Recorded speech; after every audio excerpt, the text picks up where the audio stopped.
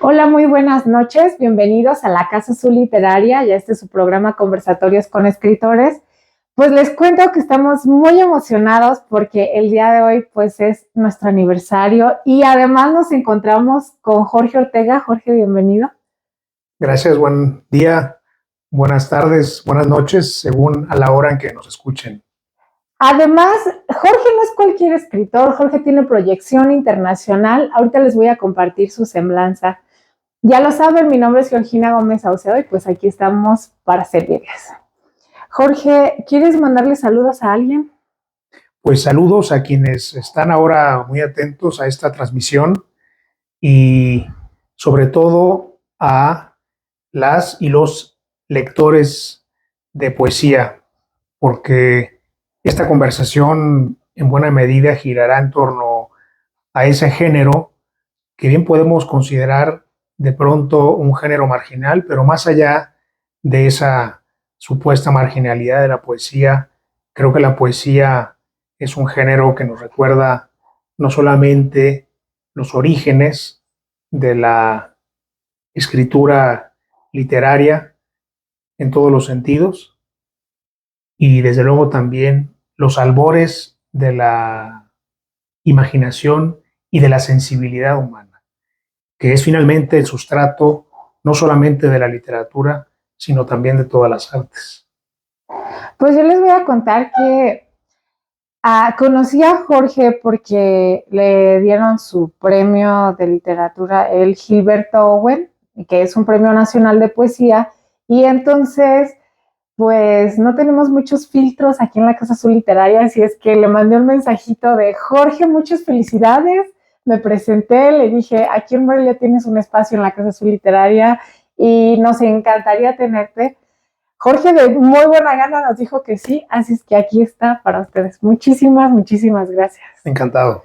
Y también yo le mando saludos a Armando Salgado, que bueno, hemos estado coincidiendo pues precisamente porque Jorge estuvo la semana pasada presentando su libro de Hotel del Universo en la biblioteca Poch Vargas Lugo, y Jorge y Citlali pues ahí estuvieron presentándole. Claro que les vamos a compartir las fotografías. Así que, y bueno, a todos quienes se conectan y a todos los escritores que han sido parte de este año de Conversatorios con Escritores, también les mando todos mis saludos. No los menciono para que no se sientan, porque si no menciono a alguien puede suceder. Entonces, les voy a compartir la semblanza de Jorge Ortega. Él nació en Mexicali, Baja California, el 2 de febrero de 1972. Es poeta y ensayista, doctor en Filología Hispánica por la Universidad Autónoma de Barcelona. Desde 1992 ha publicado una veintena de títulos de poesía y ensayo en casas editoriales de México, Argentina, España, Estados Unidos, Canadá e Italia. Por ejemplo, Ajedrez de Polvo, editado en Buenos Aires en 2003, Estado del Tiempo, de Hiperión Madrid 2005, Catenaria en Pen Press Nueva York en 2009, Devoción por la Piedra con Aculta Tuxtla Gutiérrez 2011 en Mantis Editores, Guadalajara 2016, Guía de Forasteros, Bonobos con Aculta México 2014, La Crítica, El Ancla y El Arado, Apuntes sobre Poesía Iberoamericana y otras afinidades, por el Centro Cultural Tijuana con Aculta México en 2014, Bedoinus, ¿cómo se pronuncia? ¿Beduinos o Bedouins? O sí, ok. Beduinos sería la traducción al español, Ajá. pero en inglés, que es de hecho la versión original de este poema, ajá, es Bedouins, porque es una recopilación de poemas traducidos al inglés y publicados originalmente en Los Ángeles, California. Nos recordaste a el poeta maldito, ¿cómo se llama? Por excelencia. Baudelaire. No, pero más contemporáneo, de Los Ángeles. Charles Bukowski. Vale. Bukowski, ajá. Digo, porque tiene su libro Amor, que están los poemas en español y están los poemas en inglés. Sí. Por esta referencia. Ok. Él Es una selección bilingüe de su obra lírica, traducida al inglés, como ya lo dijo, por Anthony Seidman. Hotel del Universo, Mantis Editores, Instituto Sinaloense de Cultura, CETIS, Universidad Guadalajara 2023, que es el que ya les mencionamos, y aquí está. En 2000 y 2002 fue becario de poesía en el programa de jóvenes creadores del Fondo Nacional para la Cultura y las Artes, FONCA, mismo en el que también fue tutor. En el 2001, obtuvo el Premio Nacional de Poesía de Tijuana, pero antes, en 2000 y en 2004, obtuvo el Premio Estatal de Literatura de Baja California en los géneros de poesía y ensayo. En 2005 resultó finalista único del 20 Premio de Poesía Hiperión convocado en España, 20º. Sí, 20º premio. 20º de Poesía premio. Hiperión. En 2010 mereció el Premio Internacional de Poesía Jaime Sabines. En 2022 ganó el Premio Nacional de Literatura Gilberto Owen en la modalidad de poesía, que hoy les vamos a hablar de él. Y no está por demás decirles que Jorge, como muchos otros escritores mexicanos, pues ha sido traducido, sus obras han sido traducidas a 6 idiomas, que son italiano, inglés, francés, inglés, mandarín, alemán,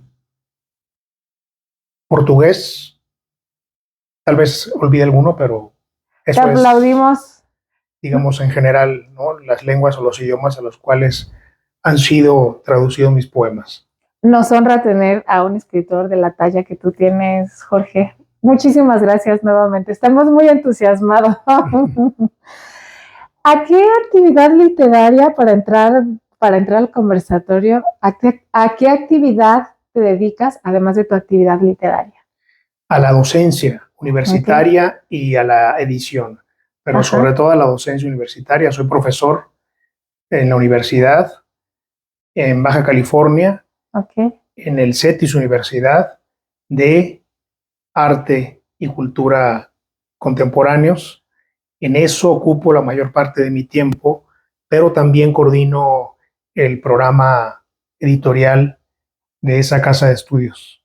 De forma que tengo mi tiempo repartido tanto en hablar de aquello que más me interesa hablar, que es el arte, la literatura y sobre todo la poesía, o el arte visto desde la dimensión de la sensibilidad poética, por un lado, y por el otro, desde luego, en hacer libros, y finalmente, pero no menos importante, la escritura, tanto de poesía como de ensayo o crítica literaria.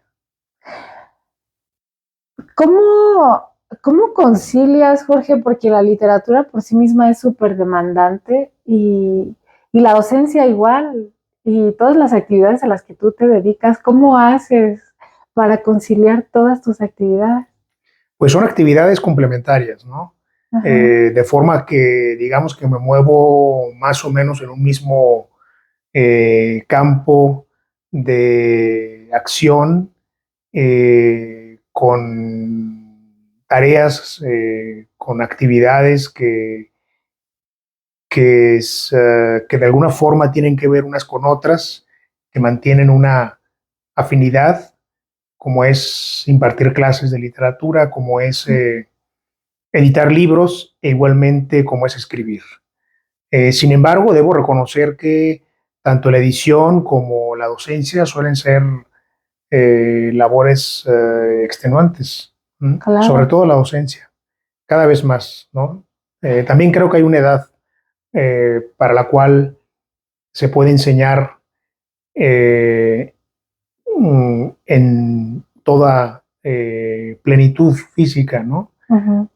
Pero es una tarea que sí requiere de mucho esfuerzo, no solo intelectual, sino también orgánico, ¿verdad? Claro. Estar frente a un grupo y tratar de mantener la atención de los estudiantes. Y finalmente, pues está la escritura, que es una actividad solitaria que, si bien pudiera tener que ver con la docencia, o con la edición, no deja de ser finalmente un trabajo que se hace de manera aislada en la habitación, en la biblioteca, en la calle, en un café, donde se pueda, ¿no? Ujú. El poeta Efraín Huerta siempre recomendaba salir de casa con papel y lápiz, Así. porque En cuanto la, llegue el pensamiento. la poesía, sí, la poesía es una actividad sin horarios, Ujú. um, y es una actividad también no siempre sujeta a tiempos programáticos, de forma que la poesía puede escribirse, ¿no? En cualquier momento, o más bien pide ser escrita en cualquier momento, independientemente de las circunstancias. Así que, pues he encontrado la forma, ¿no? De complementar y de amalgamar estas tres actividades, estos tres designios, como es la docencia universitaria, la edición de textos y de libros y la escritura, la creación literaria, como se le llama. Claro. Pienso que debe existir una relación entre la literatura y la docencia. ¿Tú la encuentras? ¿Cuál sería? Mm, quizá el puente que puede unir a la vocación literaria con la docencia es la pasión por la literatura, ¿no? Ah, Es oh, decir, yo sí, creo que no claro. puede haber eh, docencia literaria sin pasión por las Ajá. letras humanas, porque a veces también la docencia suele ser una tarea en ocasiones ingrata, ¿no? Ujú. Y creo que, sin embargo, la prueba de fuego de ese destino es la pasión con la cual uno Imparte eso. asume pues esa misión, ¿no? De intentar compartir la pasión por la literatura con los demás. Es como querer compartir un secreto que no se puede guardar por más tiempo. ¿Mm? Y eso es lo que sostiene, creo que en buena medida, ¿no? La vocación literaria, es decir, el destino de venir a escribir poemas Ujú. o novelas o cuentos y el de querer compartir ese interés, esa pasión a través de las clases de literatura. Yo pienso mucho, te mando saludos, maestro Rodrigo Pardo, y bueno, te voy a balconear inevitablemente. Cuando yo estudiaba la licenciatura, el maestro Rodrigo Pardo nos dio muchísimas materias, ¿no? Literatura chicana, literatura comparada, incluso teoría de género, que era tan importante para nosotros como parte de nuestra educación, ¿no? Yo recuerdo que tenía depresión y el maestro Rodrigo siempre hacía, yo lo veía dar la clase y él utiliza mucho la ironía, entonces a mí me encantaba entrar a su clase porque a pesar de que yo sentía que mi mundo se caía, él me hacía reír, entonces cuando terminé mis cursos con el maestro lo extraño. Y me parece que esa es a mí que coincido con Rosario Castellanos, que la risa es la primera muestra de la libertad. A mí este elemento que él haya utilizado en la docencia de hacernos reír me pareció fundamental para la enseñanza que él tuvo con nosotros, ¿no? Sí. Porque no solamente era reflexionar, era replantearte, eran los estudios filológicos, sino además esta parte humana que era tan necesaria bueno, que es tan necesaria también en todas, no solamente en la literatura, sino en todas las disciplinas. Aunque Claro. los matemáticos son un poco más cuadrados, ¿no? Ellos no le meten como tanta. Ya. Sí, creo que lo importante es dar un testimonio, ¿no? Ajá.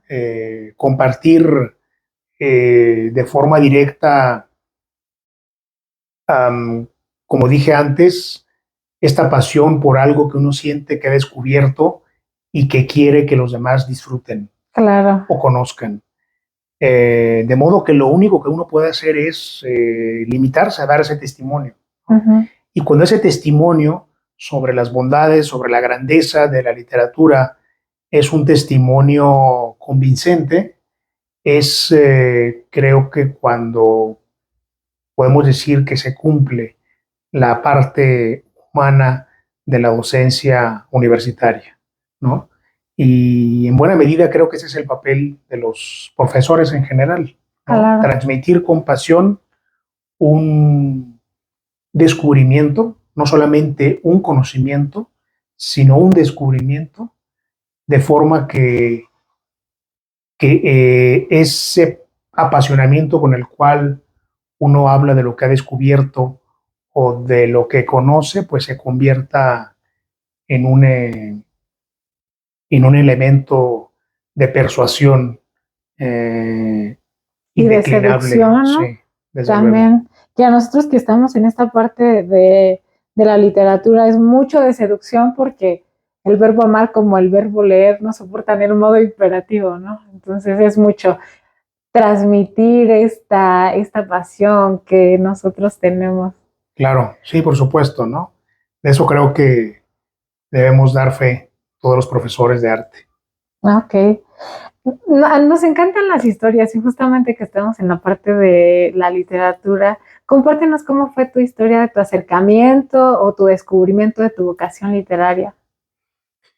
Pues fue a través de la lectura. Yo creo que muchos escritores podemos dar razón de ello. Uh-huh. Podemos decir que compartimos ese kilómetro cero de nuestro acercamiento a la creación poética o a la creación narrativa, diciendo que nos iniciamos antes que nada como lectores. Entonces yo me inicié como lector y aún así antes que como lector, como alguien que escuchaba historias. Ah, sí. De forma que creo que la tradición oral es también en ocasiones muy importante. Detonante. Okay. ¿No? ¿Por tu familia, tus papás? Más bien por mi abuela. Mi abuela paterna nos compartía a mi hermano y a mí lecturas en voz alta. Okay. De forma que yo llegué a los libros antes que por la vista, por el oído, ¿no? Ok, sí, sí. Me inicié como alguien que escuchaba leer a su abuela. Y ya después yo leí desde luego por mi cuenta, pero creo que la tradición oral fue fundamental porque me permitió también conocer las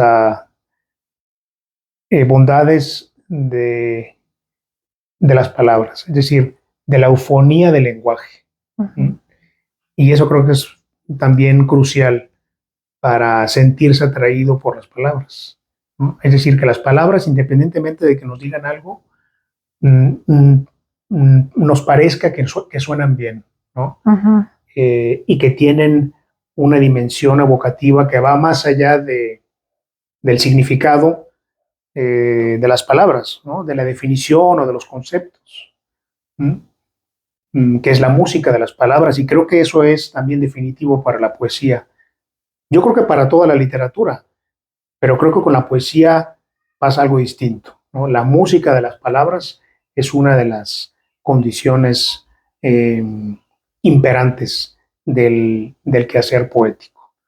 Y fue así como sentí que al escuchar a mi abuela nacía una atracción por las palabras como no solamente como transmisoras de conocimiento o de sentido o de significación, sino también como talismanes, ¿no? Okay. Como algo que servía para recordar momentos o para recordar historias.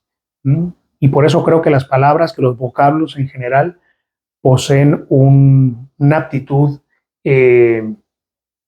evocativa importante, ¿no?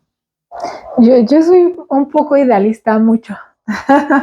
Creo esta película de la Sociedad de los Poetas Muertos tiene una frase que yo creo que me marcó para toda la vida y dice, les contaré un secreto, no leemos y escribimos poesía porque es bonita, leemos y escribimos poesía porque pertenecemos a la raza humana y la raza humana está hecha de pasión. La medicina, el derecho, la ingeniería son carreras nobles que dignifican la vida, pero la pasión y el amor son las cosas que nos mantienen vivos, porque las palabras y las ideas sí pueden cambiar el mundo. Entonces yo cuando doy talleres de lectura por la paz o incluso cuando hay problemáticas como en comunidades, yo les digo, vamos a leer, o sea, vamos a leer y luego hacemos como un circulito de reflexión, porque creo que sí puede haber cambio, ¿no? Decía precisamente la psicología social dice que el conocimiento es aprendido, no es reflexionado. Entonces, si tú vas y lees poesía y luego lees poesía o lees un cuento de una problemática en general, y si te pones a reflexionar, creo que podemos hacer introyección y podemos generar un cambio social, ¿no? Yo, a propósito, Jorge, quiero preguntarte, poniéndonos un poco teóricos, ¿tú crees que los escritores tienen ciertos rasgos de personalidad que hacen que sean escritores? O sea, de muchos se dice que son Sí, seres medio atormentados y claro. eso. Pues creo que la pregunta o la inquietud tiene que ver con saber si el escritor o el poeta nace o se hace, ¿no? Es decir, si hay una predisposición Ajá. innata, ¿no? Pues para dedicarse a eso. Eso es porque Bruno Estañol, recordé que dice que la vocación literaria es una de las pocas verdaderas vocaciones, por varios elementos. Sí. En este libro de La mente del escritor, donde pone varias teorías de la vocación literaria y de la creación. Entonces, justamente hacia donde tú dices, o sea, nacemos, nos hacemos, Sí. ¿qué piensas? Pues digamos, por una parte podemos decir que somos seres humanos como cualquier otro, Ajá. con necesidades y con urgencias tan prosaicas o tan genéricas y comunes como los demás, ¿no? Sin embargo, creo que hay una sensibilidad especial, sin decir que esto, digamos, implique un rasgo de excepcionalidad, ¿no? Ajá, claro. Entre las demás profesiones o entre los demás seres humanos, pero sí creo que hay una mirada, ¿no? Hay una sensibilidad que al mismo tiempo se hace de una mirada y que esa mirada es la que permite ver cosas que a veces los demás no alcanzan a ver. O las pasan por alto. Sí, que pasan desapercibidas, ¿no? Y sin embargo, lo que hace el escritor, lo que hace el poeta es traer para los demás esas cosas que en principio podemos decir que únicamente ve el escritor o el poeta, ¿no? Trae esas cosas, esas visiones a través de los poemas, a través de los textos que escribimos y que ponemos a disposición de los lectores, ¿no? Entonces el lector de pronto puede ver a través de los ojos de los escritores cosas que no había visto de la realidad circundante y que sin embargo están ahí latentes, ¿no?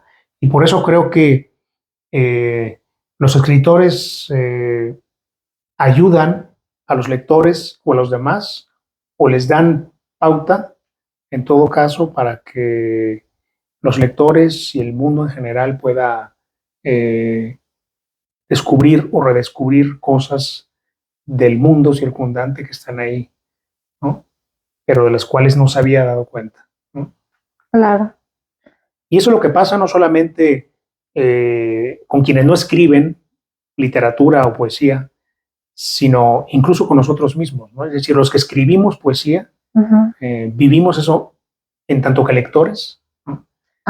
Podemos también de pronto ver cosas que otros poetas o que otros escritores han visto, pero con nosotros también hemos visto, ¿no? Eso es lo que al menos me ocurre con la poesía de los demás, ¿no? Veo a través de cada poema aspectos de la realidad o aspectos de la vida que yo no había visto, ¿no? Y por eso mismo creo que ser escritor o ser poeta no nos convierte quizá en alguien especial o distinto a los demás, pero sí nos da eh, la disposición para contribuir junto con otros artistas a ofrecer, ¿no?, elementos de desciframiento del mundo y de la realidad en la que vivimos y cosas que están ahí dormidas o que están ahí desapercibidas, ¿no?, en el día a día, ¿no? Y que tienen que ver no solamente con la vida civilizada, ¿no?, es decir, con la vida de la ciudad, sino también con la naturaleza, ¿no? El arte y la poesía, sobre todo, nos ayudan también a redescubrir la grandeza, las maravillas de la naturaleza, ¿no? Incluso de la naturaleza que coexiste en la ciudad, ¿no? Los jardines, los pájaros, los árboles. Ah, sí. Los que venimos del campo luego queremos hacer un jardín en la terraza. Bueno, también por esto de que es uno de los temas que se abordan muchísimo en la literatura, la reversión del cambio climático, ¿no? Sí. Que es una de las realidades que nos atañe y nos tienen sumamente preocupados y sufriendo a muchos por el aumento de las temperaturas en todo el país. Sí. Que gracias a Dios ya llovió. Finalmente está un poco fresco la ciudad. Abelardo Castillo, justamente en este libro Ser escritor, me parece que se llama, decía algo así como la poesía no es una manera de escribir, es más bien una manera de estar en el mundo, de ver la vida, que es lo que nos dice Jorge. Y no necesariamente creo que tengan que ser como poetas consagrados o prestigiados para ver esta parte poética que hay en las cosas, pero sí es una manera de expresión, absolutamente, y es una de las necesidades básicas de todos los seres humanos, la expresión que nosotros la hacemos a través de, pues sí, a través de la maravillosa literatura, porque eso sí, hay mucha pasión. Pues bueno, yo les venía diciendo que Jorge Ortega tiene pues 5 premios de literatura y justamente el más reciente, que es el 2022, pues es por esta obra poética que se llama Hotel del Universo y está editada por Mantis Editores. Entonces, háblanos de esta obra, Jorge. Digo, yo ya estuve en la presentación, pero sí, para los que no tuvieron la oportunidad de ir, te invito a seducirlos. Bien, pues es un libro que me tomó cerca de 5 años en escribirlo, que surgió como un diario de viaje o un cuaderno de apuntes de viajes que yo realizaba por diversas razones, pero que recogían escritos que fueron escribiéndose, que fueron haciéndose en centrales de autobuses, en los aeropuertos, salas de espera. Que seguramente siempre andas cargando un montón de libros. En los aviones, algunos cuantos. Tampoco viajo con muchos, porque más bien me hago de más libros a los lugares a los que viajo, así que ya sé que a cualquier sitio que vaya me esperan libros que aún no conozco, ¿no? Okay. Así que trato por lo mismo de viajar ligero. Pero así fue como se empezó a escribir Hotel del Universo, un libro que apunta hacia los 4 puntos cardinales y que pues tiene que ver con la errancia, con el nomadismo, con el necesario y sano desarraigo, ¿no? Sano desarraigo, repetimos. De las personas, ¿verdad? Sí. Y al mismo tiempo es un libro que en la medida que era escrito coincidió con mi relectura de la poesía del poeta francés Arthur Rimbaud, y, y poco a poco me empecé a dar cuenta que comencé a dialogar con este poeta a la luz de las experiencias del camino o del trayecto. Así que este es un libro, sí, sobre el trayecto, que tiene que ver desde luego conmigo, pero que también tiene que ver con la invocación de, digamos, de la noción literaria del camino, también testimonial, que se encuentra en la obra del poeta y en la vida también del poeta Rimbaud, pero sobre todo en un libro suyo titulado Las Iluminaciones, ¿no? Así es. De forma que Hotel del Universo bien pudiera ser considerado como una réplica o una respuesta a las iluminaciones rimbaldianas. Por lo cual, bueno, el lector podrá encontrar en este libro algunas referencias explícitas a la vida y a la obra del poeta Rimbaud, el joven de las suelas de viento, y, y por lo mismo, bueno, es un conjunto también de poemas en prosa, que es la forma en la que están escritos los poemas de las iluminaciones, en su mayoría. Y por lo mismo, lo que hice en este libro, aunque no de forma deliberada, fue desarrollar el poema en prosa como una modalidad prosódica que me permitía a mí dar una impresión de continuidad en el trayecto, ¿no? Es decir, no una idea, digamos, un tanto segmentada que puede estar presente, por ejemplo, en la poesía escrita en verso, sino más bien esta sugerencia del camino que se abre hacia la continuidad de sí mismo, ¿no? A través de la escritura que fluye, ¿no? De manera continua o continuada, ¿no? Sin pausas versales o sin pausas estróficas. Así que, bueno, todo eso está recogido en este Hotel del Universo, un libro que habla también sobre el desierto o sobre los desiertos del mundo, sobre la deslocalización, ¿no? Pero también sobre las experiencias extremas, ¿no? Como metáfora también de los límites de la condición humana, ¿no? Y todo eso está acá, en Hotel del Universo. ¿Tienes alguna parte favorita? Tú lo escribiste, yo sé que toda la obra es valiosa, pero nos gustaría que escuchar en tu propia voz, siempre es maravilloso escuchar la escritura en su propia voz, la lectura de su obra. Sí, muy bien. O elige alguno, elige... Sí, no tengo una sección favorita, es un libro de 6 apartados, quisiera nombrarlos. O elige varios. Sí, lo que puedo hacer más bien, más que hablar de una parte o de una sección favorita, es leer un poema. Pero es un libro que se compone de 6 apartados.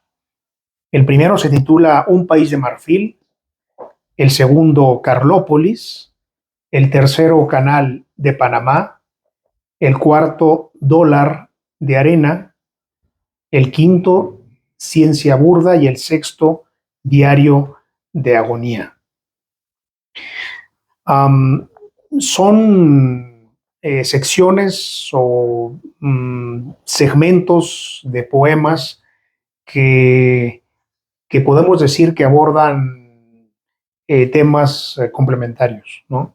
Por ejemplo, el primero, Un país de marfil, pues es una sección que tiene que ver con experiencias y con visiones un tanto exóticas de la vida y del mundo, que también se vuelven un correlato, ¿no? De la vida o del periodo africano del poeta francés Arthur Rimbaud.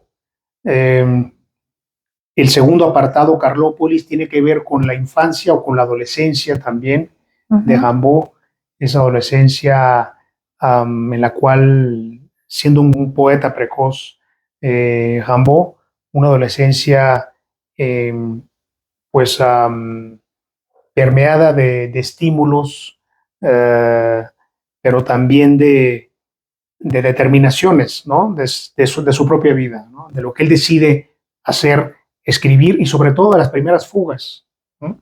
Pero es una sección que también tiene que ver con el tedio, con el hastío, ¿no?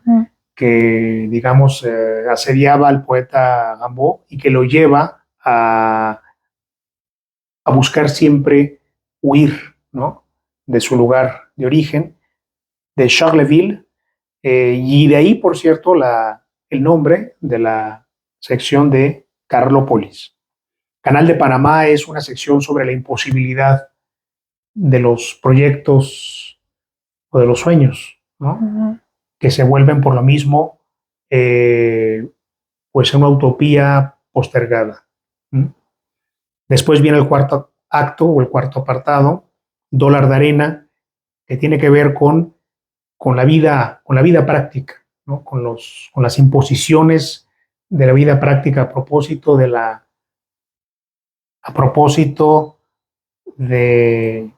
las preocupaciones domésticas o prácticas, ¿no? Que también pueden llegar a condicionar la vida de los artistas o de los escritores, ¿no? Y ya lo decía Citlali Mendoza en su presentación, es una sección que tiene que ver, por ejemplo, con poemas cuyo título responden a nombres o conceptos que tienen que ver con la economía, ¿no? Con la economía doméstica. Por ejemplo, estado de situación financiera, riesgo de inversión, renta fija, plan de negocios, mercado de futuro. Y son poemas que a su vez recuerdan o intentan poner sobre la mesa las preocupaciones prácticas del propio Rimbaud en África, ¿no? Que renuncia a la literatura y que se dedica a hacer negocios, ¿no? Se convierte en una persona o en un hombre totalmente distinto digamos, al hombre de letras, que nunca lo fue, ¿no? Pero que quizá pudo haber sido en caso de haberse dedicado el resto de su vida a la literatura. Me imagino que tenía un poco que ver con lo redituable y lo no redituable, ¿no? Y la literatura nunca ha sido así como, wow, súper redituable. Sí. Por una parte puede ser eso, y por otro lado es esa inquietud que, digamos, a cualquiera puede asaltarnos de pronto, que es, ¿qué hubiera sido mi vida de haberme dedicado a otra cosa? ¿No? O bien, ¿qué si ya agoté esa faceta o esa fortaleza de mí mismo, ¿no? De demostrarme poder ser un buen escritor, un buen poeta, ¿no? O un artista solvente, ¿no? Y ahora quisiera ser otra persona. Claro. Puede que esté llamado también a dedicarme a otra cosa, a dedicar mi vida, mi esfuerzo a otra cosa, ¿no? Yo creo que estas preguntas habrán seguramente irrumpido en la mente y en las decisiones del poeta Rimbaud, ¿no? Claro. Cosa que lo lleva a abandonar súbitamente la literatura, bueno, la poesía y la literatura, porque no solamente deja de escribir poesía, sino que igual abandona la vida literaria, ¿no? Y las cartas suyas que conocemos, que envía desde África a su familia, a su madre, a su hermana, pues son cartas escritas en una prosa despojada de cualquier deje estético o estilístico, ¿no? Es una prosa que jamás pensaríamos que es la de un poeta, ¿no? Sino más bien la de alguien que envía informes, partes de guerra desde un frente, ¿no? De vida diametralmente opuesto a la zona de confort, ¿no? De la vida del artista burgués, ¿no? A mí me... O del poeta de salón literario. Sí, claro.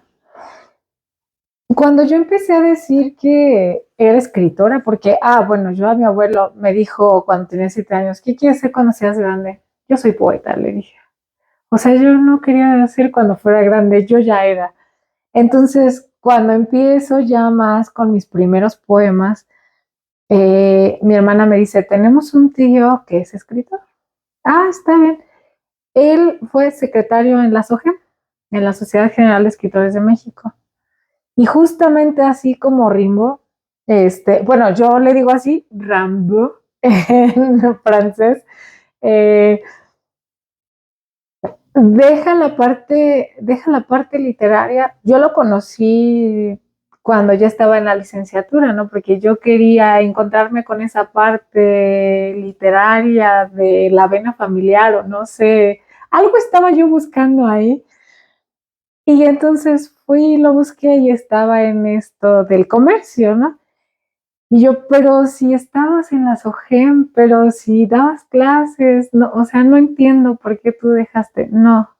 Y, o sea, yo recibí una respuesta como de desencanto, que es otra posibilidad, precisamente del abandono de la vocación literaria, paralela a lo que estamos hablando, o bueno, otra de las posibilidades, además de la que estamos hablando, que es el caso de que se trata. Recordé inmediatamente esa historia ahora que lo estamos comentando. No, en la presentación nunca se me ocurrió, ¿eh? Sí. Y curiosamente, cuando me dicen, elige tu carrera, yo pensé que iba a estudiar filosofía como él. Y yo, pues filosofía debe ser, ¿no? Porque al menos en México no tenemos mucho la cultura de, puede ser escritor, o sea, no es como un modelo Sí. de identidad profesional. Además, por todo este cliché de que los artistas, pues, nos morimos de hambre, dice la Vox Populi, perdón. Sí. Entonces, al final, gracias a Dios, siempre hay maestros, profesores, docentes que nos orientan. Y me dijo el profesor de filosofía, que además era muy mal en filosofía, me dijo, pero está la carrera de literatura. Y entonces, como dicen muchos autores, pues conoces el catálogo de autores, lees obras y te das cuenta que nunca vas a escribir como ellos y que son muy buenos, pero al final sigues en esa carrera, ¿no? Sí. Bueno, es que la poesía sobre todo, ¿no? Incluso más que la narrativa, que permite un margen de acción quizá más amplio, porque el narrador puede tal vez encontrar de pronto cabida en el mundo de la televisión, del periodismo, de la cinematografía, ¿no? A través de la redacción de guiones, de capítulos, de series o de telenovelas, pero como lo decía, también del periodismo, ¿no? Porque la prosa narrativa puede colindar eventualmente con la crónica, ¿no? Con la crónica política, con la crónica deportiva, con la crónica cultural o literaria. Sin embargo, la poesía es un lenguaje muy distinto, ¿no? Al de este mundo que estamos más o menos reseñando. Y pues uno muy pronto llega a la conclusión de que no se escribe por razones económicas. Vaya, no se escribe poesía por razones económicas. Claro. De pronto puede haber, desde luego, algunos estipendios, algunos, digamos, algunas recompensas, ¿no? Monetarias que vengan por una razón u otra, pero nunca se escribe por razones económicas la poesía, ¿no? Se escribe por otro tipo de imperiosidad o de demanda que tiene que ver más pues, con la vida interior, que tiene que ver más con aspectos no siempre claros, ¿no? O sea, por una necesidad muy íntima, ¿no? Que está ahí siempre llamándonos, al menos pues a quienes escribimos poemas, ¿no? Claro. Que no podemos dejar de hacerlo, aunque pase el tiempo incluso, aunque pasen días, tal vez meses o, bueno, semanas, meses, incluso años, pero el que escribe poemas siempre está pensando la realidad, la vida misma, ¿no? En esos términos, ¿no? Claro. Aunque no escriba aquello que piensa o imagina. Sí, es verdad. Pues aquí en este programa hay muchas personas que escriben, que empiezan a escribir. Yo siempre les digo que en Michoacán hay muchísimo talento, solamente nos hace falta impulsarlo. Gracias a eso está la Secretaría de Cultura que pues justamente acaba de entregar el resultado de los premios de literatura a Palabras de Colibrí de este 2024. Más adelante tendremos también a los escritores ganadores. Muchas felicidades. Entonces, siempre hay esfuerzos para estimular precisamente este programa, ¿no? Luego invitamos a lectores o luego con los talleres que se hacen en la sociedad para que se acerquen, porque ahora sí existen estos espacios para las personas que quieren escribir, que empiezan a escribir. Y tenemos escritores muy talentosos en el estado. Tú has tenido la oportunidad de, pues, de estar con ellos. Así es. ¿Qué te gustaría leernos? Bien, pues pudiera leer un poema por ahora que suelo leer, no porque sea necesariamente mi favorito, sino porque es un poema que puede ofrecer algunos referentes en el campo tanto de la poesía como de la música. Y es este poema titulado Germinal, que leí en la presentación de Hotel del Universo en Morelia hace unos días, y que, como digo, puede tener algunos puntos de referencia en el rock, si pensamos en The Crystal Ship de The Doors,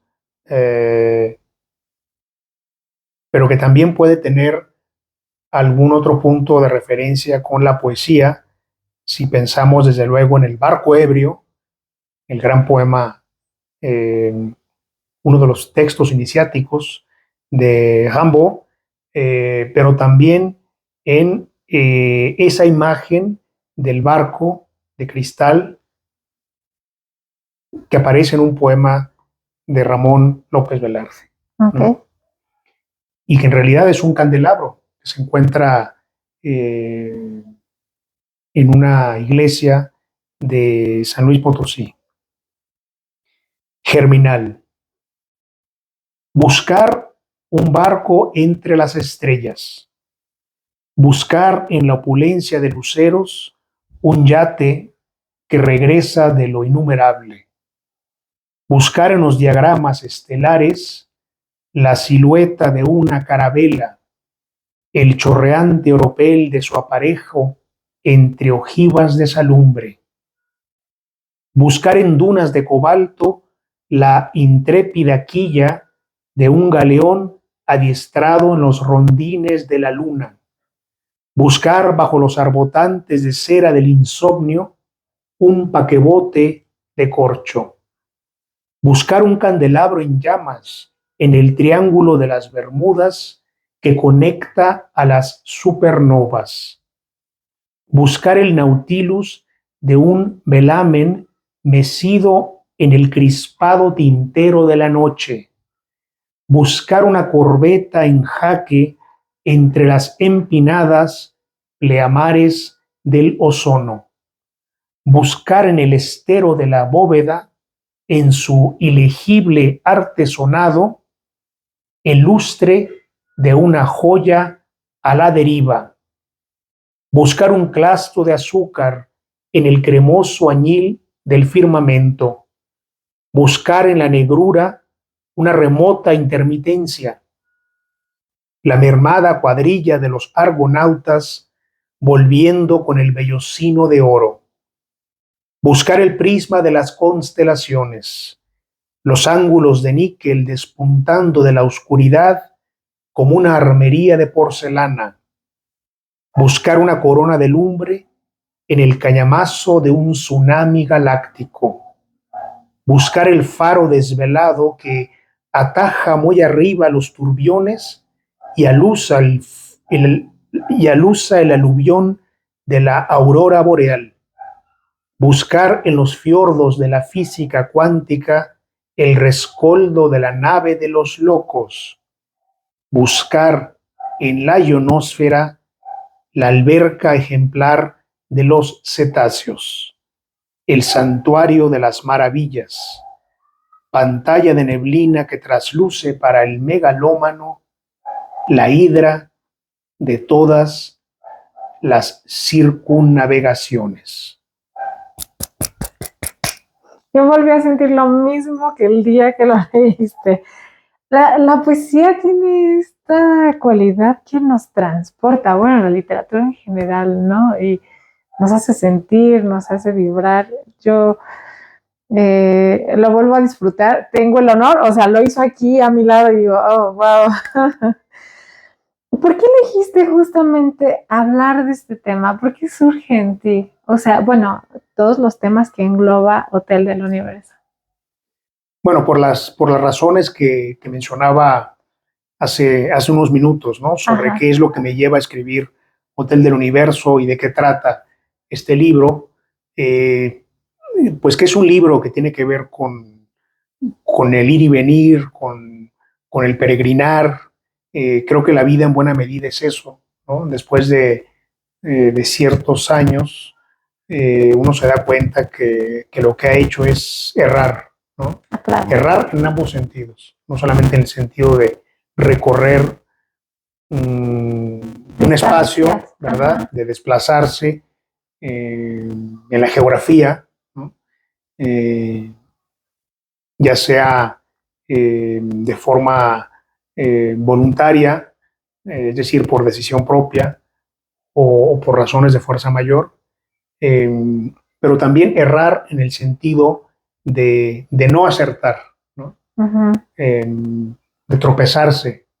Claro. Y creo que Hotel del Universo es también un balance de todo ello, ¿no? Uh-huh. Un intento por armonizar la errancia física, moverse en el espacio, viajar, vivir, que de alguna forma es eso también, ¿no? Es decir, vivir es estar aquí, es estar allá, es haber ido, es haber venido, es haber incursionado en tal cosa, ¿no? Y haber vuelto, Uh-huh. es haber postergado un regreso, es haber estado de nueva cuenta en la tierra natal, es haberse alejado de ella. Digamos que los seres humanos vivimos en un continuo vaivén, ¿no? Claro. Por un lado. Y ese vaivén también tiene que ver con el fracaso, también tiene que ver con el tropiezo, con el desatino, ¿no? Porque no siempre acertamos, ¿no? Naturalmente. Y esta búsqueda incansable también. Espera, no espera nada, dijo Jaime Sabines. Sí. Y todo eso está de alguna forma conciliado en este libro, a la luz también de los ires y venires del poeta Rimbaud, y desde luego también a través de la renuncia, ¿no? Como un salto al vacío, ¿no? La renuncia a la literatura, que puede ser también la renuncia a cualquier tipo de vida, que es un simulacro de ese salto al vacío, de abrirse de manera desnuda hacia el destino, ¿no? Hacia un destino que desconocemos. Y todo eso está ahí latente en Hotel del Universo, ¿no? Qué maravilloso. Pues nosotros ya habíamos comentado que Jorge Ortega tiene una veintena de libros. Compártenos de ellos, de toda tu obra publicada. Escribes poesía, escribes ensayos, ya lo mencionamos.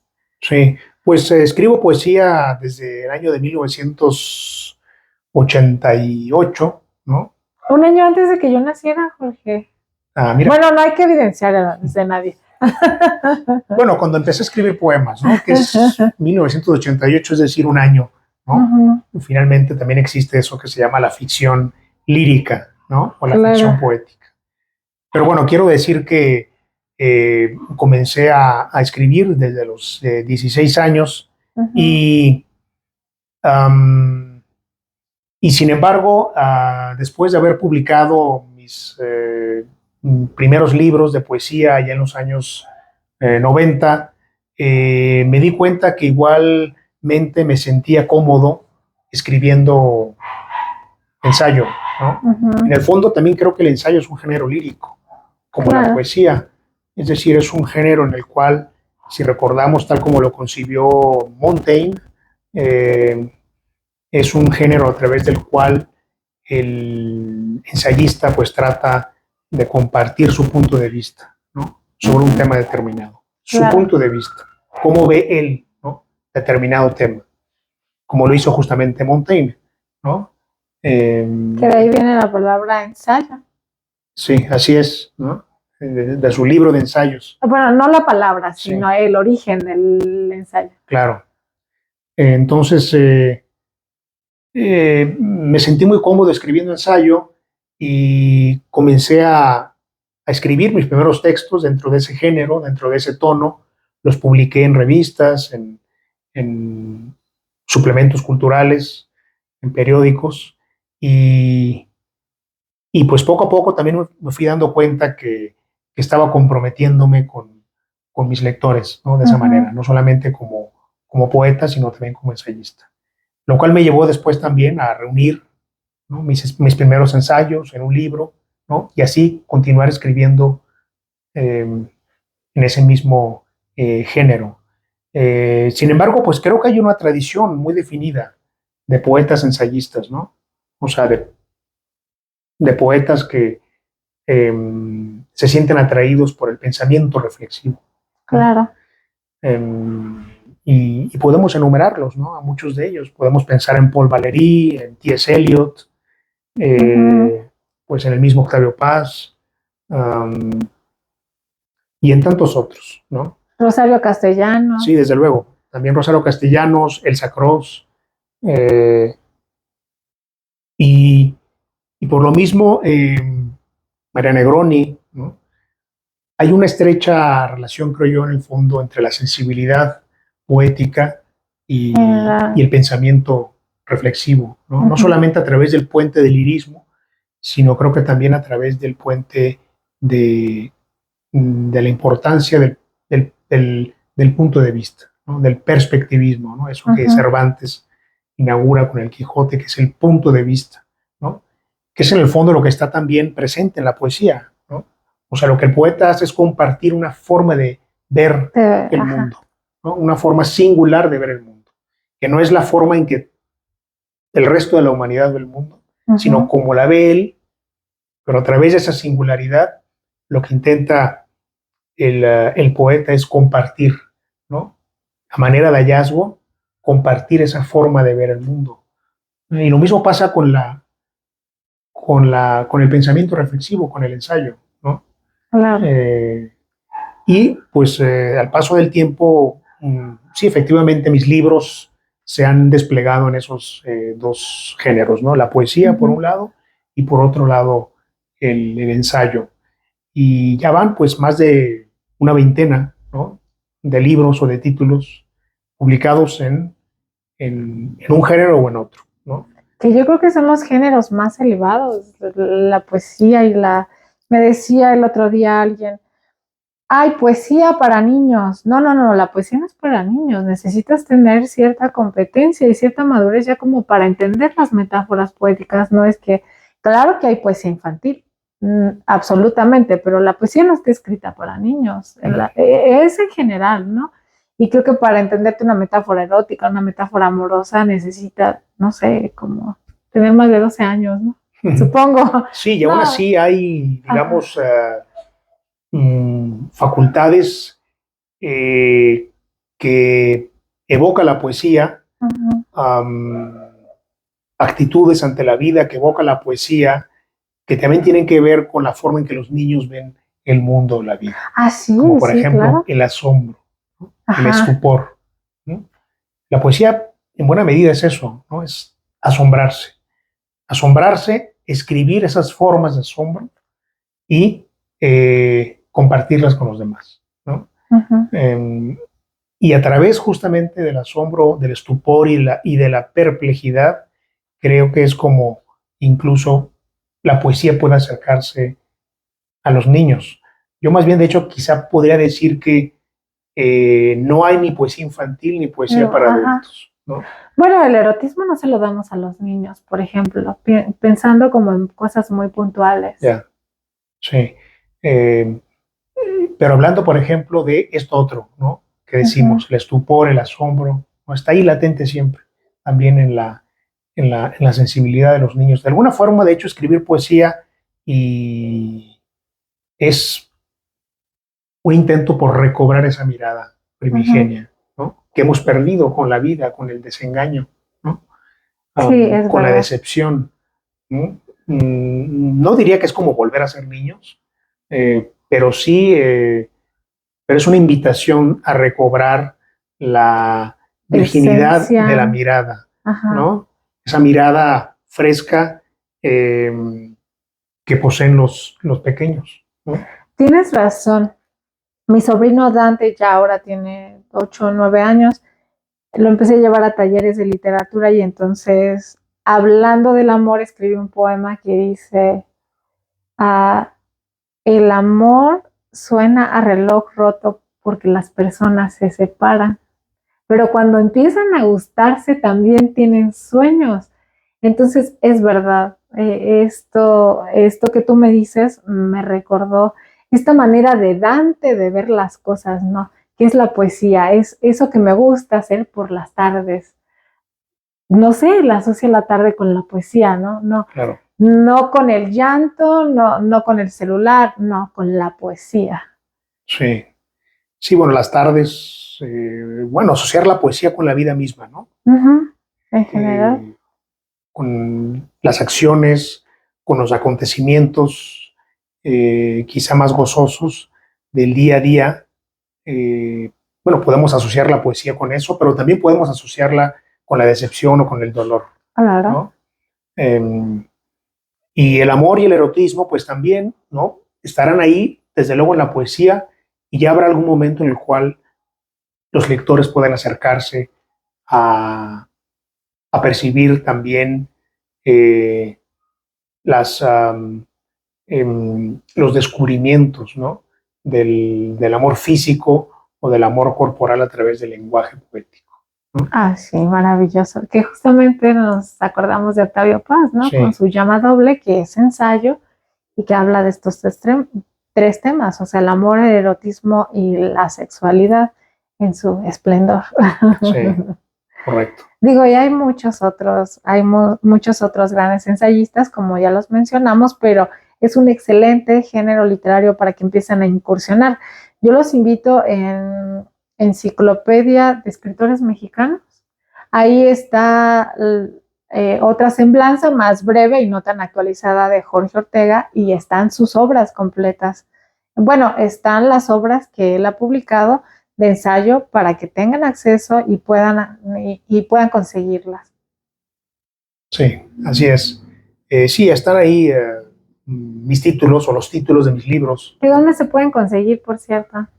Pues mis libros más recientes, digamos, publicados en la última década, Uh-huh. se pueden encontrar en algunos de los sellos en los que he publicado, como Mantis Editores, Uh-huh. en la página o en el portal de internet de Mantis Editores, también en Bonobos, Uh-huh. que es otro de los sellos en los que he publicado, y a través también de Amazon, ¿no? Igual pueden eh, pedir o solicitar eh, algunos de mis libros. Uh-huh. Eh, y al menos el más reciente, que es Hotel del Universo, pues efectivamente se encuentra a disposición en el sitio de Mantis Editores, que es este sello editorial de la ciudad de Guadalajara, Jalisco, Uh-huh. que se dedica únicamente a publicar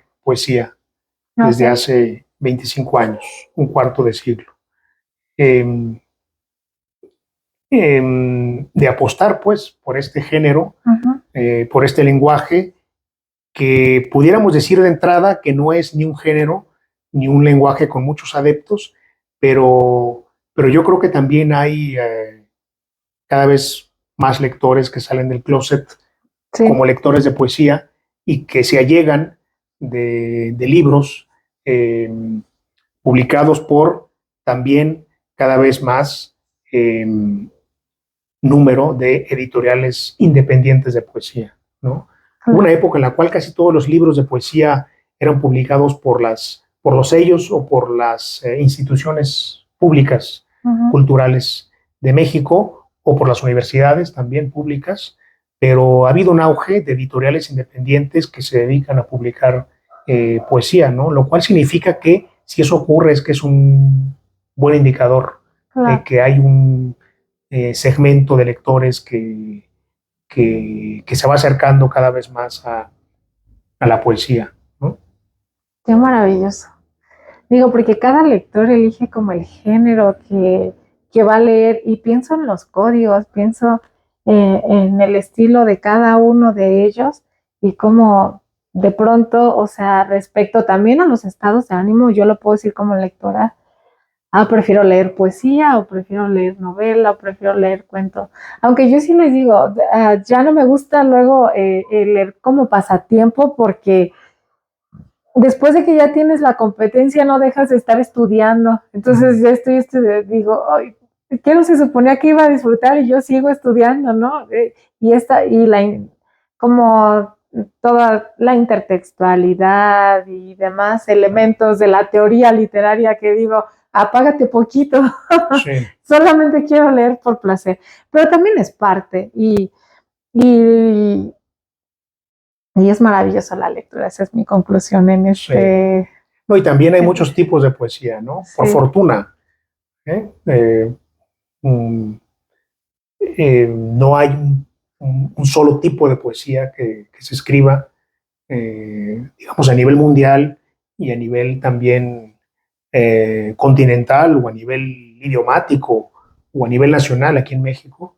No hay un solo tipo de poesía que se escriba y eso creo que también es una bendición para el lector. Ajá, ¿no? Sí, claro. Porque también el lector puede cambiar de registro.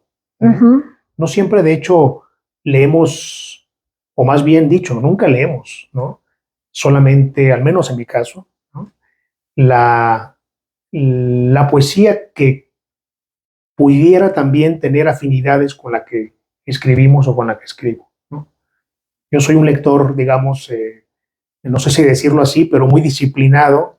Ajá. De poesía que lee todo tipo de libros, de autores que incluso están pues en las antípodas, ¿no? Es decir, con una poética o con un estilo muy distinto al mío. Y eso creo que también es muy estimulante para el lector, ¿no? Claro. O sea, moverse en un territorio muy amplio y muy variado de los distintos registros poéticos que pueda haber, ¿no? Tú eres un doctor, Jorge, en filología, pero ¿otros críticos han clasificado tu poesía dentro de alguna corriente literaria? Pues se puede decir que sí, en algún momento, ¿no? La han, por ejemplo, adscrito a esta corriente o esta tendencia que se llamó en su momento, que todavía, ¿no? Se llama, que es la del neobarroco, ¿no? La del neobarroco latinoamericano. Pero bueno, esa fue una definición que se hizo a partir de uno, dos o tres libros que escribí hace ya tiempo. Porque cada libro tiene su estilo, su temática. Sí, tiene sus propósitos y su búsqueda, ¿no? Por eso mismo creo que esa definición es una definición un tanto parcial, ¿no? Claro. La de decir que la poesía de fulano, de sutano, orbita en torno a la poesía del pensamiento, o la poesía de la experiencia, o la poesía del lenguaje, o la poesía del neobarroco, ¿no? Sí, claro. Yo creo que son definiciones, cualquier definición es muy parcial, porque en el fondo cada poema inventa su poética, ¿no? Cada poema es su poética, ¿no? Y cada libro también a veces plantea búsquedas distintas, ¿no? De forma que la poética de un autor, hasta cierto punto, viendo las cosas de una forma flexible, podemos decir que se reinventa, ¿no? en cada libro, ¿no? Claro.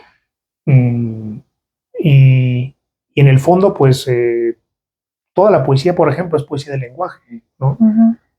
No podemos decir que hay una poesía de lenguaje más que otra, porque en el fondo, pues, cualquier escritor, cualquier poeta, más bien, busca comunicarse a través de las palabras y de poner las palabras, pues, al servicio de su necesidad de decir las cosas, ¿no? De forma que, bueno, creo que no hay tampoco un estilo con el cual yo pueda decir ahora Me que me categorizo a mí identifica misma. la Ajá. crítica, ¿verdad? Lo importante es que leamos o que también la crítica se haga de forma analítica, no de forma Claro. superficial, ¿no? Las etiquetas, al final del día, las etiquetas y las categorías tienen que ver con lecturas superficiales. Y deberían servir exclusivamente para nombrar cosas, porque luego tendemos a utilizar las categorías para discriminar, ¿no? Esto es mejor que esto Sí, o eso, ¿no? claro, A mí me gustan los nombres, o sea, sí, saber nombrar las cosas, claro. ¿no? Y lo digo también por las personas que tienen como esta necesidad de nombrarse el mundo o de nombrarse los tipos de literatura o los tipos de poesía y demás. Sí. Sin embargo, creo que es importante insistir en esto, ¿no? Uh-huh. En la lectura a conciencia, la lectura Claro. analítica, ¿no? De los libros que nos permitan, más que etiquetar el estilo, ahondar, profundizar en lo que en sí el libro dice, ¿no? Claro. Estoy de acuerdo. ¿Qué otros temas abordas en las otras obras o cuáles son los temas que más te gusta abordar? Pues me he ocupado de muchos temas, ¿no? Uh-huh. Los temas de la cotidianidad, de la naturaleza también está presente en algunos de mis libros. Eh, eh, digamos, el día a día, los aconteceres, digamos, de la vida urbana. Uh-huh. Eh, También el pensamiento, es decir, la poesía es un lenguaje que también intenta no únicamente comunicar emociones o sentimientos, sino también estar al servicio del pensamiento, ¿no? O de las ideas. Por eso creo que también el pensamiento poético no está únicamente presente en el ensayo sobre poesía, sino también está presente en la poesía, ¿no? Es decir, hay poetas que nos conducen a pensar, ¿no? Hay poetas que nos conducen, por supuesto, a experimentar emociones de una forma distinta, a Uh-huh. comprender mejor los sentimientos humanos, pero también hay poetas que nos conducen a pensar, ¿no? A plantearnos ciertos problemas de la existencia desde la perspectiva del lenguaje poético. De forma que creo que todos esos temas y todas esas preocupaciones coexisten a lo largo de mis libros, ¿no? Eh, y mm, pues uno mismo puede corroborarlo. Bueno, al menos los lectores podrán corroborarlo acercándose a esos libros, ¿no? Claro. Sería interesantísimo saber para alguien que ya tiene la preparación de doctorado, ¿cuáles son sus influencias literarias? Digo, ya hemos visto tu diálogo con Rimbaud, le digo yo, pero ¿cuáles tú consideras que son las tuyas? Bueno, tus influencias. Sí, pues influencias, mm, pues no podría decir quizá cuáles son las influencias Ajá. que he ido o que he podido llegar a cosechar a lo largo del tiempo. Más bien hay lecturas que he hecho de forma muy consciente en determinada Ajá. época de mi vida y que son muy variadas. Es decir, que no tienen que ver nada más con un cierto tipo de estilo o de búsqueda. Yo soy un lector ecléctico y creo que ese eclecticismo también está un poco presente en la versatilidad de mi escritura, aunque en el fondo, digamos, es una expresión poética la mía, que para algunos lectores y para algunos críticos tiene una cierta identidad, ¿no? Es decir, una ecuación que se repite a lo largo del tiempo, ¿no? En distintos libros, independientemente de lo que se plantea en esos libros. Y yo considero que, al menos en términos compositivos, estrictamente compositivos, he escrito una poesía que tiene que ver con distintas formas, ¿no? Con un intento por explorar y por agotar diversas maneras, instancias por las cuales la poesía universal ha encontrado su salida, ¿no? He escrito, digamos, poemas en lo que pudiéramos llamar versos libres o el verso libre. He escrito otros poemas siguiendo algunos, de manera natural, ¿no? Ciertos parámetros, ¿no? De lo que podemos llamar la versificación canónica o propia de la tradición culta. También he escrito libros y poemas en prosa, ¿no? En prosa poética, o poemas en prosa o en versículo. De forma que mi diapasón ha sido muy, muy amplio, muy holgado, y creo que ahí están presentes en el fondo diversas lecturas que podemos considerar, por así decirlo, también diversas influencias, ¿no? Y no solamente de la poesía, también del cine y, bueno, para empezar, también de la prosa narrativa, ¿no? De la novela y del cuento, pero igualmente, al menos en términos imaginativos, también está ahí presente la impronta del cine y de la música, ¿no? Okay. Que creo que son fuentes de las cuales abreva la poesía mucho, sobre todo porque la poesía pues está, creo que en deuda con dos grandes disciplinas, ¿no? Bueno, con dos grandes recursos, que es el ritmo o la música, y con la imagen, ¿no? La imagen. No digo que la poesía únicamente tenga que escribirse o puede escribirse a través de la imagen, pero sí la imagen es uno de los recursos centrales de la composición poética, ¿no? Porque la imagen es un recurso que tiene una capacidad de síntesis que a veces puede que incluso no tenga la expresión o el lenguaje literal, ¿no? Claro. Me refiero a la imagen como recurso metafórico, ¿no? ¿Qué es? Tú explícanos qué es una imagen. Yo entré en licenciatura y todavía imagen me parecía algo demasiado subjetivo y piensas muchas cosas. Tú descríbela de manera breve. Sí, pues una imagen es una manera de intentar decir algo de forma figurativa, ¿no? De manera que podamos representárnosla de golpe, sin necesidad de utilizar un lenguaje analítico, lógico, racional, que intente decir las cosas de esa manera, de manera lógica o racional, ¿no? La imagen, la metáfora, ¿no? Bueno, hablamos de hecho con metáforas, ¿no? Frecuentemente. Sí, claro. Para explicarnos mejor las cosas, ¿no? Y el habla, de hecho, el habla común, ¿no? También, ¿no? Utiliza mucho las metáforas y las imágenes. Por ejemplo, los libros, la prosa de Juan Rulfo, que se dice que que se hace del lenguaje popular, del lenguaje coloquial de los pueblos, pues es un lenguaje muy metafórico, ¿no? Cuando leemos los cuentos del Llano en Llamas, ahí nos percatamos qué tan hondo ha calado el lenguaje figurado o figurativo en la expresión popular, ¿no? Sí. De manera que, bueno, la poesía por eso mismo es un género que dialoga muy de cerca con el cine y con la pintura, ¿no? Claro. Y por eso los poetas se sienten de pronto muy cercanos al cine y a la pintura, ¿no?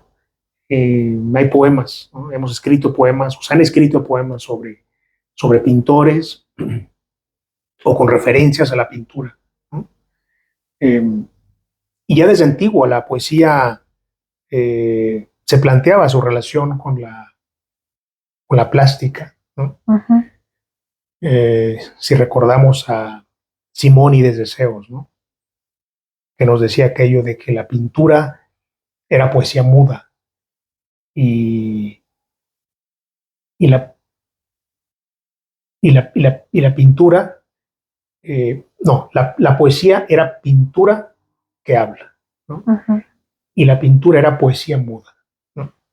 Eso se lo Claro. planteaba Simónides de Zeus precisamente por la dimensión poética que puede tener la pintura, pero también cómo es que la poesía puede ser una forma de hacer que la pintura hable, ¿no?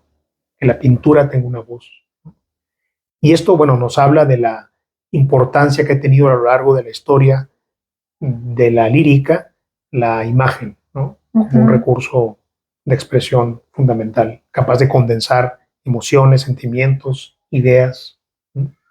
Que yo me pregunto, la pregunta que yo me hacía puntual era, a ver, ¿cómo sabemos que es una imagen, pero cómo en literatura puede haber una imagen, ¿no? Claro, mucho antes de estudiar la licenciatura, ¿no? Nosotros estamos muy relacionados con estos términos, pero, y entonces yo decía, ok, ya cuando toda la explicación que nos dio el profesor, y dije, ok, bien fácil, para no perderme, es que te representen con palabras algo en tu cabeza, ¿no? Que tú puedas verlo en tu imaginación, eso con palabras y dices, es impresionante, aunque hay unas metáforas que no las puedes ver, las lágrimas de la luna, ¿no? Por pensar algo. Sí, Pero sí puedes sentir como todo este lenguaje figurado y es lo que te hace vibrar. cierto. Sí, bueno, las lágrimas de la luna pueden ser una forma de definir de un modo figurativo a la lluvia, ¿no? Ajá. Y así es como de manera también espontánea la poesía encuentra esa, esa manera de expresión, porque de pronto se puede creer que la metaforización de la poesía es un ejercicio demasiado racional, pero lo que ocurre con la poesía es que Es demasiado inconsciente, ¿no? exactamente, ¿no? Como Ajá. lo diría Jung, ¿no? Es decir, Y Freud también, sí. sí, las metáforas acuden a la imaginación humana de manera muy, muy natural. A mí me encanta Freud. Digo, una, porque hace como estos mismos estudios filológicos que nos ha tocado hacer, que es analizar las obras con, por ejemplo, la de la Gran Diva, por ejemplo, la poesía de Goethe, y la analiza con psicoanálisis de, wow, es impresionante, ¿no? Y toda esta estima que él siempre tenía por los escritores, por los poetas en general, precisamente porque es lo más cercano al inconsciente, que es con lo que trabaja el psicoanálisis, ¿no? Lo simbólico, lo subjetivo. Y ahí en La Gran Diva está un articulito pequeñito que me encantó de el creador literario y el fantaseo, y precisamente dice que los escritores es, como ya no se nos permite jugar y los seres humanos nunca perdemos, entonces ya como adultos escribimos y entonces jugamos con los mundos, con las posibilidades, creamos, inventamos y es nuestra manera de seguir jugando, que me recordó un poco lo que tú estabas diciendo de que no perdemos como esta infancia. Y es verdad, con este textito de Freud que pues también los invitamos a leerlo. Es un escritor maravilloso, además aprendió español para leer el Quijote, ¿no? Así es, así como ha ocurrido con distintos escritores de nuestra lengua, ¿no? Que han Nuestra lengua aprendido, seduce. sí, que han aprendido igual otros idiomas, ¿no? Ajá. Para leer a Shakespeare o a Rilke en Ah, alemán o en sí. inglés. Tenemos aquí, hemos estado hablando de Rilke por las cartas a un joven poeta, por los que no sean, que escriben, pero no se animan a publicar porque, bueno, nos pasa a todos en los inicios, ¿no? Sí, así es. Me imagino que esa inseguridad ya no está en ti. Pues no sé si inseguridad, pero siempre está también la dubitación, Ah, ok, ¿no? sí, sí, sí. Es decir, la vacilación, sobre todo cuando uno escribe está frente a la encrucijada de querer armar un libro, pues duda uno, ¿verdad? Entre incluir tal o cual poema en ese conjunto o dejarlo fuera. Así que yo creo que la dubitación está ahí siempre en el artista y es necesaria Claro. también, ¿no? Porque pues es una línea fronteriza, ¿no? La duda y la dubitación, que también puede ser más estimulante de lo que se cree, Ujú. ¿no? Ese margen, pues, en el cual nada está del todo definido y que por lo mismo siempre está uno en condiciones de hacer que todo pueda ser posible, ¿no? Claro. Pues yo estoy disfrutando mucho este conversatorio, Jorge, y la verdad reitero que estamos muy agradecidos aquí en la Casa Azul Literaria con que aceptaras venir a festejar con nosotros el primer aniversario de Conversatorios con Felicidades. Uh-huh. Escritores. Muchas gracias. Y para ir cerrando, yo te quiero preguntar, ¿trabajas en alguna obra literaria ahora? Digo que siempre estás Sí, escribiendo, supongo, pero...